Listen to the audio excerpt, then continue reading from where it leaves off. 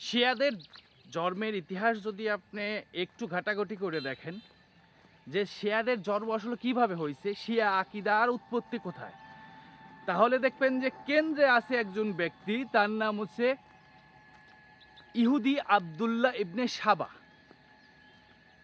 এই আবদুল্লাহ ইবনে সাবাই প্রথমে এই শিয়া মতবাদ বা এই যে ইহুদি, মূলত সে ইহুদিই ছিল।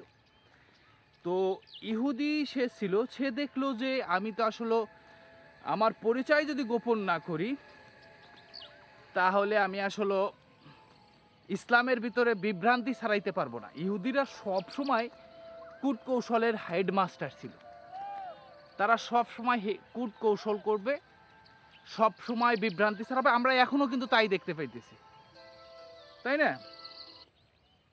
এখনো কিন্তু আমরা সারা পৃথিবীতে দেখতে পাইতেছি, ইতিহাস এটাই বলে। এবং অতীতের ইতিহাস যদি আপনি গাইতে দেখেন তাও দেখবেন যে এরকমই কিছু আছে।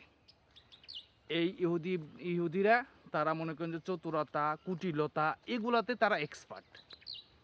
এগুলা করেই তারা মনে করেন যে সমাজ এবং রাষ্ট্রের ভিতরে বিভ্রান্তি। ঠিক ওই একইভাবে ইহুদি ইবনে সাবা দেখলো যে আমি যদি আমার পরিচয় গোপন না করি তাহলে ইসলাম তো আসলে আমি যুদ্ধ দিয়ে কিছু করতে পারবো না, তরবারির জোরে তাদের ইমানের কাছে আমরা ক্লোজ। সেই জায়গা থেকে ও চিন্তা করলো নিজের নাম পরিচয় চেঞ্জ করে নিজেকে মুসলিম বলে। সে দেখলো যে মাক্কা মদিনা বা যেখানে সাহাবাই কিরাম রাদিয়াল্লাহু আনহুরা আছে সেখানে কিছু করতে পারবে না। ও করলো কি, প্রত্যন্ত অঞ্চলে চলে গেল, অনেক দূরে দূরে যাই চলে গেল। ধরেন পারস্য মানে ইরান, তারপরে হচ্ছে আপনার মিশর, এই সমস্ত এলাকাতে চলে গেল, দূর দূর এলাকাতে যাইয়া মনে করেন যে মানুষের ভিতরে বিভ্রান্ত ছড়াইতে লাগলো যে সব নবীদের একজন করে ওসি আছে, একজন করে কি দায়িত্বশীল আছে, যে তার পরবর্তীতে এই ব্যক্তি তার দায়িত্ব গ্রহণ করবে, ওসি। কিন্তু মোহাম্মদ সাল্লাল্লাহু সাল্লামের ওই ওসি নাই বা এই নাই সেই নাই। কে তোমাকে বলছে মোহাম্মদ সাল্লাল্লাহু সাল্লামের জন্য আলী রাদিয়াল্লাহু আনহুকে রেখে গেছে এইরকম এইরকম, তার এই ক্ষমতা, তার এই ক্ষমতা, তার সেই ক্ষমতা, অমুক তমুক এই সেই বইলে মনে করেন যে সে একটা গ্রুপ তৈরি করে ফেলাইলো। আস্তে আস্তে তার গ্রুপের মুখরোচক কথা, ঠিক আছে, বিভ্রান্তিমান কথা, মানুষ তো আসলে এগুলো গ্রহণ করে করে করে না তা না। আমাদের সমাজে ওই যে কি যেন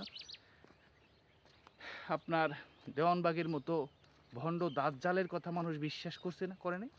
তো এইরকমভাবে ইহুদি ইবনে সাবা মুসলিম সমাজে বিভ্রান্ত ছড়ায় এই শিয়া সম্প্রদায়কে জন্ম দিল। ঠিক আছে, তার অনুসারীরাই মূলত শিয়া হয়ে গেল। তার মিথ্যার উপরে প্রতিষ্ঠিত হয়ে গেল একটা কি আকিদা, মানহাজ, ধর্ম। বুঝতে পারছেন?